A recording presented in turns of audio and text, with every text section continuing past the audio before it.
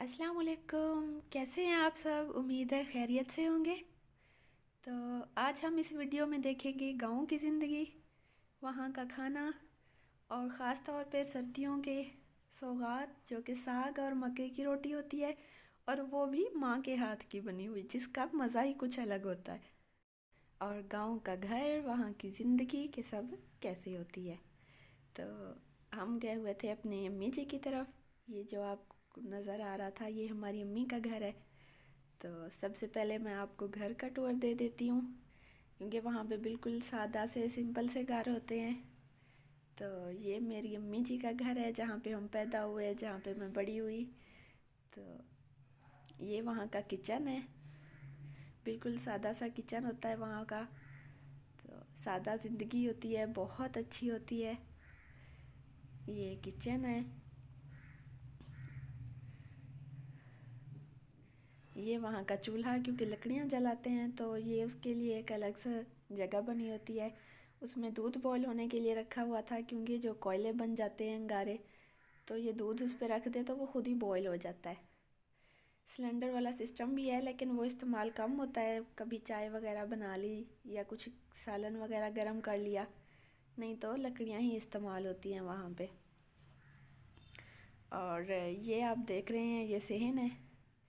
ये धूप में चारपाइयाँ डाल के बैठते हैं, इसका अपना ही फिर मज़ा होता है। ये घड़ा पड़ा हुआ है इस पानी का, क्योंकि ऐसे बहुत ठंडा हो जाता है, तो धूप में रखा हुआ था कि ज़्यादा ठंडा ना हो जाए, क्योंकि सर्दियों का मौसम चल रहा है, तो फिर आपको पता है गले ख़राब हो जाते हैं। और ये मेरे अब्बू जी के घर के साथ मस्जिद भी है, बिल्कुल ही साथ है। और ये सुबह सुबह कपड़े धो के डाले हुए थे खुश्क होने के लिए,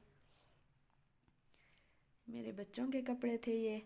और ये चूल्हा जो है, इस पे तवीज़ पे रोटियां बनाते हैं। ये वहाँ पे गांव में बहुत ज़्यादा इस्तेमाल होता है, और ख़ास तौर पे जब शादियाँ वगैरह हों या ज़्यादा रोटियां बनानी हो, तो इसमें बहुत तेज़ी से और जल्दी से बन जाती है, क्योंकि एक साथ ही 3 रोटियां डलती है। तवी काफ़ी बड़ी होती है। और ये दरख्त लगे हुए हैं अम्मी जी के घर, ये एलोवेरा का पौधा भी है। ये मेरी बहन कोई ऑयल वगैरह बनाती है सर में लगाने के लिए या कुछ, तो उसमें इस्तेमाल करती है फेस पे लगाने के लिए। ये फूल वगैरह लगे हुए थे, जो कि अब सर्दी की वजह से खुश्क हो चुके हैं। ये भी पौधा है किसी चीज़ का, ये मुझे मालूम नहीं किस चीज़ का है। और ये आप देख रहे हैं बाहर का व्यू अम्मी वालों के घर का। और ये वाशरूम्स वगैरह हैं, फ़िल्टर भी लगा हुआ है यहाँ पे। तो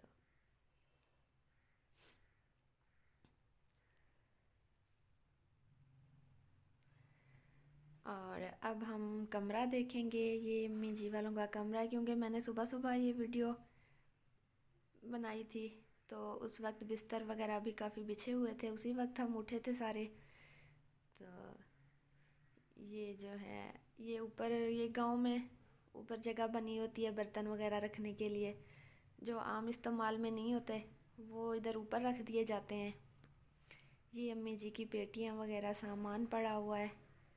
ये घास काटने वाली मशीन, गीज़र। और ये था एक कमरा। उसी वक्त हम यहाँ से उठे थे, अभी बिस्तर नहीं समेटे थे। तो ये सुबह सुबह की वीडियो है। ये दूसरा कमरा है। ये अलमारी पड़ी हुई है, ये साथ हीटर रखा हुआ था हमने, क्योंकि सर्दी बहुत ज़्यादा थी, तो मेरे बच्चों को सर्दी लगती थी तो हम हीटर लगा लेते थे। ये भी वैसे ही है कि ऊपर ये जगह बनी हुई है, ये साथ अलमारी भी है कुछ चीज़ें रखने के लिए। और ये बर्तन वगैरह जो मेहमानों के इस्तेमाल के होते हैं, तो ये ऊपर रख दिए जाते हैं। ये ऊपर सीनरियाँ वगैरह भी लगी हुई हैं। तो ये घर बहुत सादा, बहुत सिंपल, बहुत प्यारा है।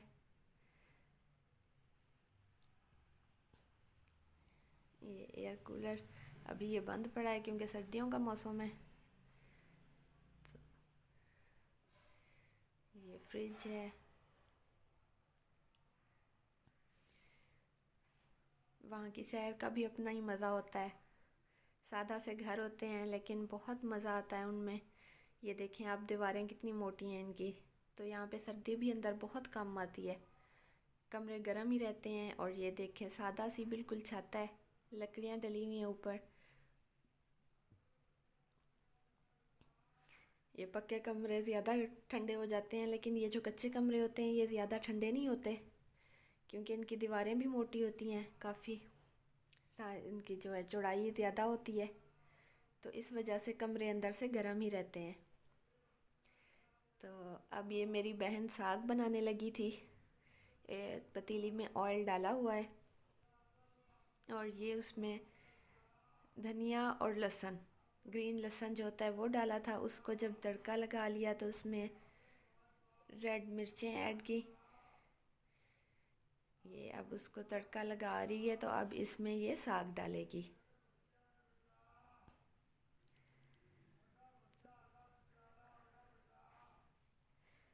ये आप देख रहे हैं वहाँ पे लकड़ियाँ जलती हैं, तो ये लकड़ियों की आग पे जो खाना बनता है ना, इसका टेस्ट ही अलग होता है। हम शहरों में गैस पे बनाते हैं, लेकिन वो जायका नहीं आता जो वहाँ पे आता है। ये अब इसने साग डाल लिया है इसमें, ये देखें। तो ये गला हुआ है, पहले ही ये गला के रखा हुआ था, तो अब ये बस तड़का लगा रही है। और ये देखें लकड़ियाँ ज़्यादा हो गई तो उसकी आग भी काफ़ी तेज़ हो गई है। अब ये खुद ही स्लो हो जाएगी। उन्हें क्योंकि आदत होती है इस पे बनाने की, तो उसका हाथ बिल्कुल भी नहीं जल रहा है और वो बना रही है उसमें वैसे ही।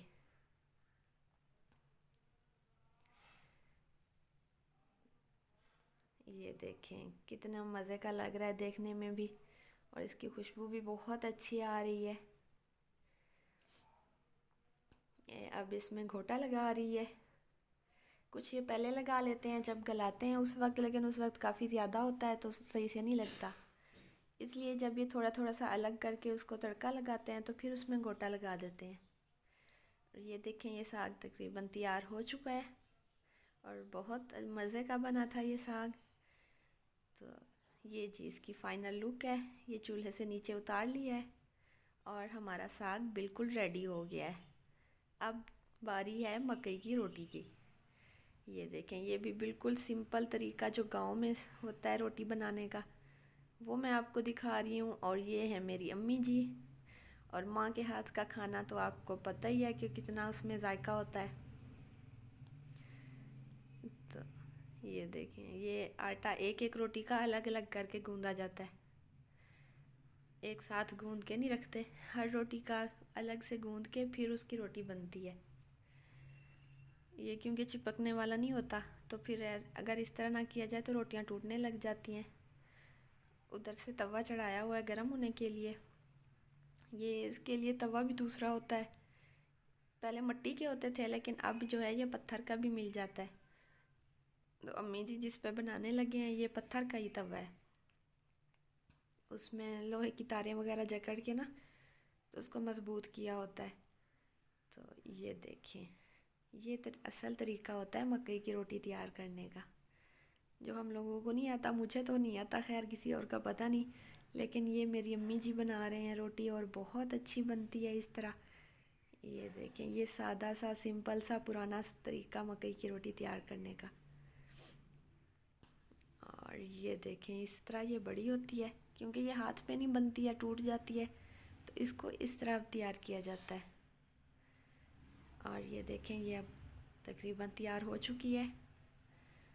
ये देखें ये बिल्कुल गोल और बड़ी हो गई है ये। तो ये मकई की रोटी इस तरह तैयार की जाती है।